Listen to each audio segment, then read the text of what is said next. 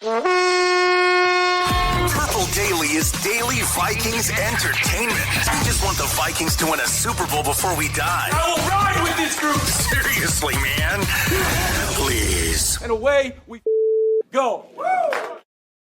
And indeed, that's more correct than ever, because Chip Scoggins, away we go. Training camp starts. Now, it was a rainy day, so it was actually moved inside, which I think shortened it up a little bit. It did not feel like a full training camp practice. But what I want to know, my good friend, is this. Give me your first, so like of the practice and what you saw, give me your first significant takeaway from the 2025 Minnesota Vikings. I thought J.J. McCarthy looked sharp. I thought what we saw from him, albeit it was a weird first day of practice, and they tend to be anyways. But when you're inside, yeah, you're sort of limited by space and what you can do. But I think you charted it. What do you have? 9 of 12 passing, but yep. I thought he looked sharp both in his decision making, where to go with the ball. Intermediate pass, he put it in a couple of tight windows, and obviously he had the deep ball to Addison that kind of got everybody's attention, that he really put that thing on the line, and it was a beautiful pass. So I thought he looked the part. I'll just kind of ramble some stuff off the top of my head. That's what I want. Will Fries is a large human being. They have some definite size on that line. I thought Donovan Jackson, I just noticed in one play where I think you and I were standing next to each other, and I said, man, he stood that is 1-versus-1 period, I think, and I didn't get to see who was rushing against him, but it had to be one of the inside guys, and he stood right there and held it up. He's a big young player too. Byron Murphy Junior just continues to impress me. He had the one we could talk about the in-cutting route from Jefferson, where it looked like McCarthy's going to hit him right in stride, running through the middle of the field, and at last second, Murphy sticks his hand up and knocks it away. Think about, for his development, getting to go against Justin Jefferson every day in practice. I mean, how valuable that is. But he's become a really good player, and he just jumps out. And then I just think Brian Flores doesn't ease into anything. No, and this is such a good point. They were throwing it was blitzes from here and there and different looks, and I'm not sure if O'Connell probably wants to see all that exotic stuff and maybe it's not exotic to them, but it's just it just felt like they were bringing a lot of heat. Got 2 interceptions. Ivan Pace had an interception of Sam Howell where he threw it right to him, and then Van Ginkel did his typical, I'm going to pick off the screen pass and take it in for a touchdown. So I thought quite a few highlights for a abbreviated kind of, non-pad practice from day one. So let's unpack some of the stuff that you just talked about, because I think it's starting with the Flores stuff, which I think is so intriguing. And this has been talked about for training camp since he arrived. But if you go back to was it mini camp? I think it was the end of the mini camp where there was a look that Ryan Kelly didn't recognize, the new center. And he turned back to O'Connell before the snap and said, "What are we looking at here?" And O'Connell said, "Your guess is as good as mine." And so, I'm so interested by, first of all, wouldn't you love to be a fly on the wall post-practice? Yeah. Because I'm sure there's times where O'Connell's like, you gotta let up. And Flores like, that's not what I do. But the other thing is, I mean, what is when you talk about O'Connell, who's done a great job with quarterbacks, what is the benefit, though? Like, for J.J. McCarthy, who I thought, by the way, I agree with you, he looked good, and looking good against the Flores defense, to me, is more impressive. Yeah. But the benefit has to be so large for a quarterback to actually process that. Like, if you can survive that in training camp, you're putting yourself in a pretty good situation. Yeah, and it's funny because I asked on reporting day, I asked O'Connell about Dallas Turner, just about what he saw in offseason. He gave this quote. He was pretty, he talked about Dallas, but he said he's going to get a lot of opportunities with different this is O'Connell. He's going to get a lot of opportunities with different personnel groupings, confusing groupings, even for me. He said, I see it on a sheet of paper, and then I see where these guys are lining up all over the place. It's going to be a really fun camp to watch these guys make that whole thing come to life. So he calls it not personnel groupings, confusing groupings. And so, yeah, if for a young guy, he's not going to see vanilla. McCarthy's not going to see vanilla defenses. He's going to have to try to decipher different things. And so I think, I don't know that he's going to see many defenses like that this year. And even Kirk Cousins talked about that in one of his training camps. He's like, we're probably not going to see this a lot this year, the way Flores does things. But I got to imagine it's invaluable when they go back after practice and go in the film room and try to figure out what the heck just happened. But you know what? I thought he handled it pretty well yesterday. Agreed. In terms of there wasn't many times, maybe one where actually the one where I think Phil caught the ball where he threw one away where he wasn't, just nothing was there. Mackey made a hell of a grab, by the way. It was a one-handed, I think. Nice catch. But I thought he looked pretty decisive where he wanted to go with the ball. I think so. I think what Flores likes to do is going to be tremendously helpful because of also, well, one, it's going to show that McCarthy can process pretty quickly. And two, I think he's wired to actually, and I'm talking about McCarthy, enjoy it. Like Kirk got sort of put out by it. You could tell Kirk was like, what are we doing here? And Kirk is a veteran. Like in Kirk's defense, he's a veteran. But I think McCarthy is, like, to me, this is going to a graduate class of sorts. So, and the ball he threw away, I also thought was a wise decision.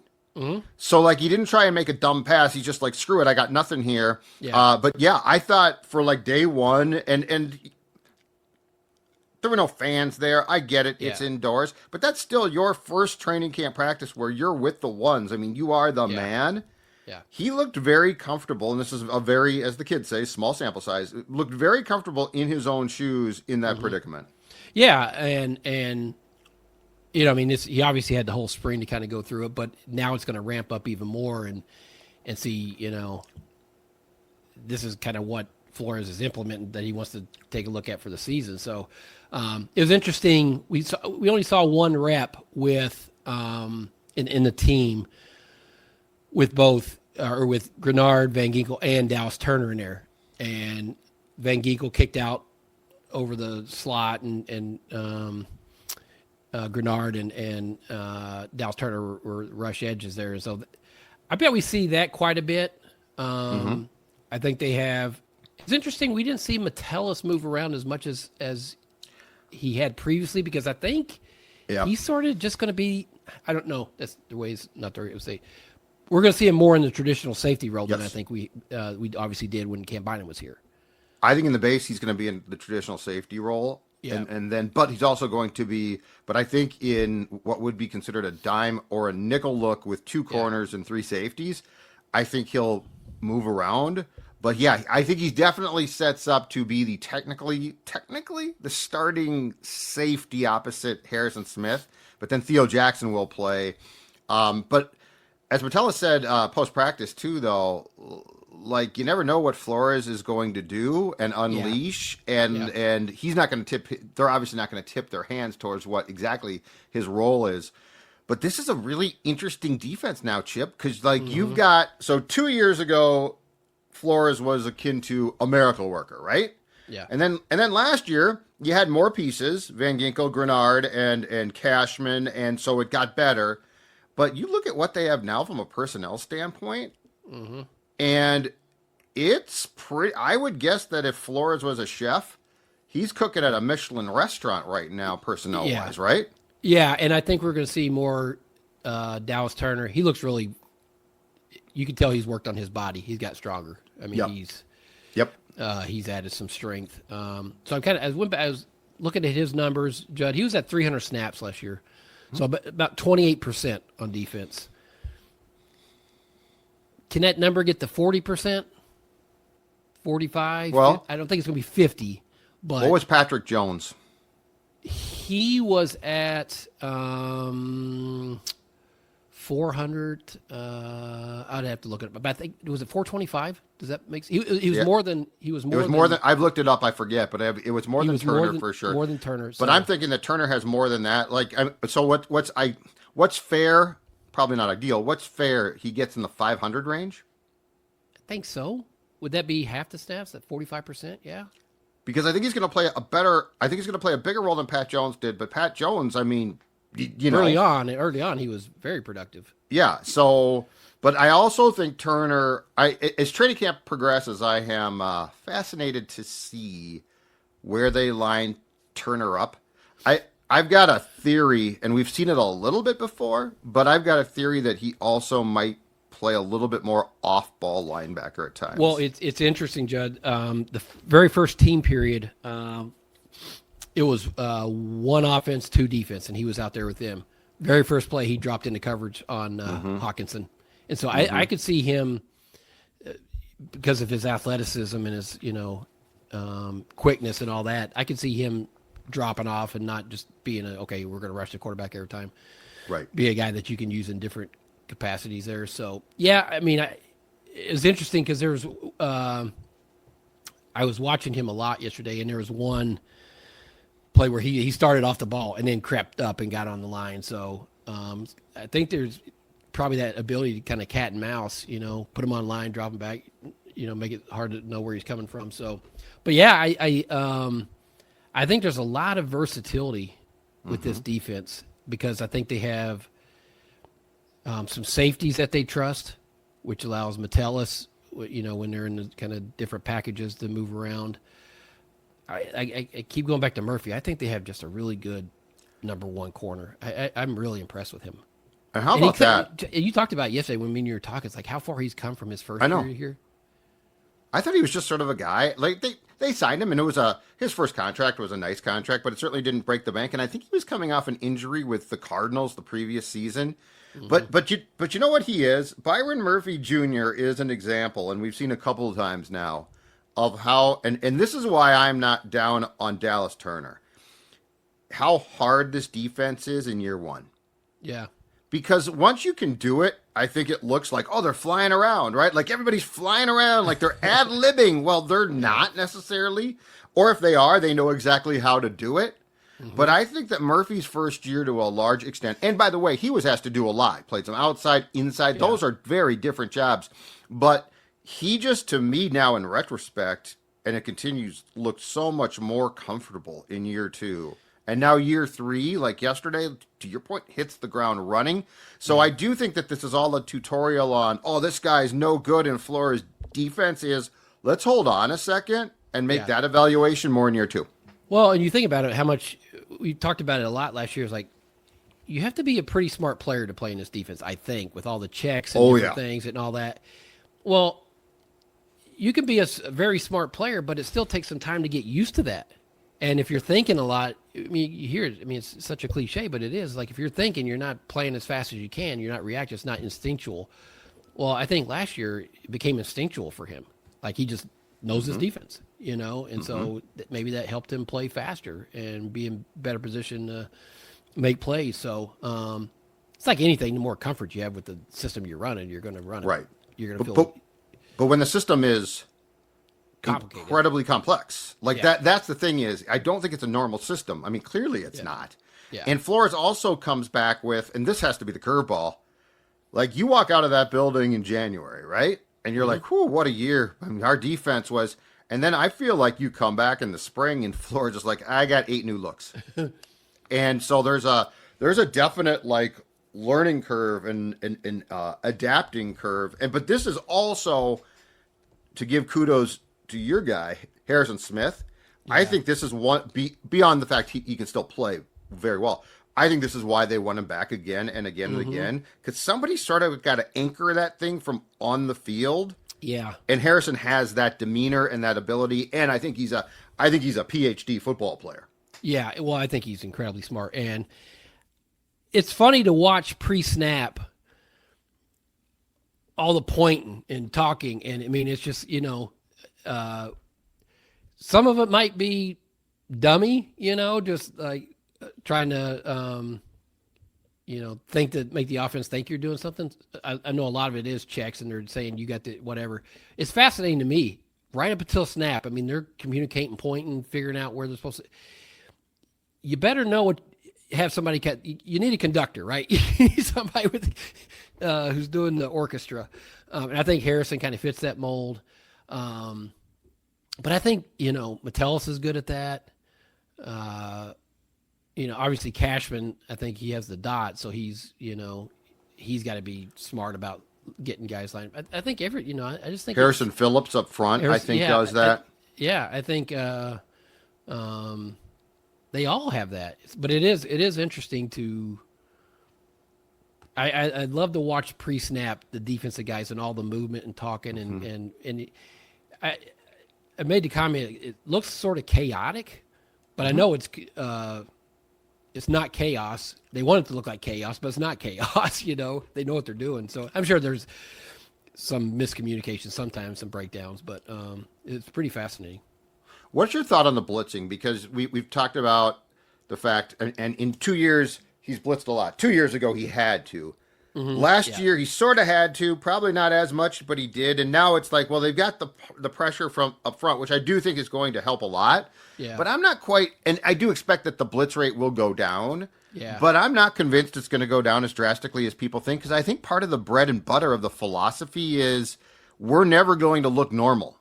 Well, that's it. Yeah, I mean, I don't think you'll be to the rate that it has been, because they won't need to as much, I don't think. But I don't think Flores will want to completely go away from who he is. Like, that's his whole identity is pressure and making him comfortable. And so I don't think I think there'll always be a certain inclination for him to bring different kinds of blitzes and pressure. But when you have rush ends that can get there and beat their guy, and you have the guys in the in the middle that can collapse the pocket without help, that certainly makes it easier. Absolutely, yeah. Hey, but before we get to our next topic, Chip Scoggins, I know you're a barbecue guy, so I want to talk to you, because it's barbecue season, about my friends at Stoked Barbecue Pellets, a company based and operated right here in our great state. Been talking to you about Stoked for a while now. First off, the barbecue caddy. If you're a grill master type, you need the barbecue caddy, because it's fantastic. Stoked solid oak firewood, perfect for your pizza ovens, solo stoves, and tabletop fireplace. You can find their products at Fratelloni's Hardware and Garden Stores. Also, check out StokedBBQ.com. That's StokedBBQ.com to find their deal locator. But the first place to look is Fratelloni's Hardware and Garden Stores. Stoked Barbecue Pellets. Make sure in grilling season that you have Stoked by your side. I want to talk about some depth here, okay? Mm-hmm. Running back. So Mark Craig asked O'Connell yesterday about Ty Chandler. Mm-hmm. And I don't know if you saw the quote or not, but to me it was, I mean, okay, so Kevin O'Connell goes out of his way to avoid any person, in my opinion, for the most part, unless now Mark Craig, Star Tribune, my former colleague and your current one, God bless him, because he got O'Connell to go off on the offensive line after the Rams playoff loss. Yeah. And yesterday, the Ty Chandler quote was, we put him in, or just to paraphrase it, we put him in and he'll do something really good, and then it'll be the next play he'll have to block and he'll miss the block and I can't play him.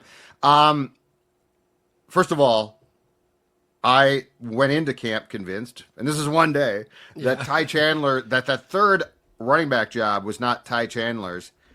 After seeing that quote, I am pretty convinced that we are going to see a different third back here. And I don't know if it's off the waiver wire. I don't know if it's another Cam Akers trade. I don't know if that guy exists in camp. But to me, Aaron Jones, Jordan Mason, you have to assume somebody gets dinged up or hurt. Yeah. Ty Chandler now, I think, is going to be the latest casualty from the 2022 draft class. I think it's fair to say, even without that quote, but with it, he needs to have a good camp, a very good camp. And block, and do block. Everything well. Can't be running. Yeah, and we can say, okay, third running back. But you have to anticipate a running back's going to miss a game or two for injury. I mean, that's the nature of the position. And so, I mean, he needs to show them he can be trustworthy in there, right, as a blocker. And yes, as O'Connell pointed out, that he has some electric plays, and you see them, but it's about consistency with them. It's not just having the flash plays. It's about being consistent and every time you're out there. So, I mean, obviously they're going to, if assuming health, that third running back's not going to see many reps because Jordan Mason's going to take up a bunch of them. And I'm curious to see, he looks powerful. I mean, when you look at his legs, he has, he's built like he's built for tough yards. And O'Connell said he sees him when Seifert asked him, he said, I see him as Aaron Jones and Jordan Mason. That's how he sees his running back tandem, not just, So, yeah, I mean, and I didn't chart Chandler's carries yesterday, but I didn't remember many. I went back through my notes, and I think I found one. Yeah. So he needs to have a great camp, I mean, in the scrimmages and the preseason games, he needs to show that he can be counted on as a pass protector too. Third tight end, also an interesting one. So, they took Gavin Bartholomew out of Pittsburgh in the 6th round. Now he has, it turns out, a back problem. He didn't practice much in spring, or I didn't see him practice in spring. Yeah. And I didn't think to ask O'Connell, but he starts camp on the PUP list. And a back problem for a big tight end ain't good. Mm-hmm. They got the kid from Georgia as well. But the third tight end is another one to me to keep an eye on, because if Bartholomew's down for a while, I wonder if they would also reach outside the organization as we get through camp to pick up another tight end. You needed Johnny Munt. You love Johnny Munt, man. You knew it from day one. Johnny Munt, you know why? Because Johnny Munt, the first time you saw him practice, you could tell he knew what O'Connell wanted. Like he was just the fixer. He would just not sexy, not splashy. No one talked about him, but he knew exactly what O'Connell's offense was. I know. Well, we're talking about backup running backs, backup tight end.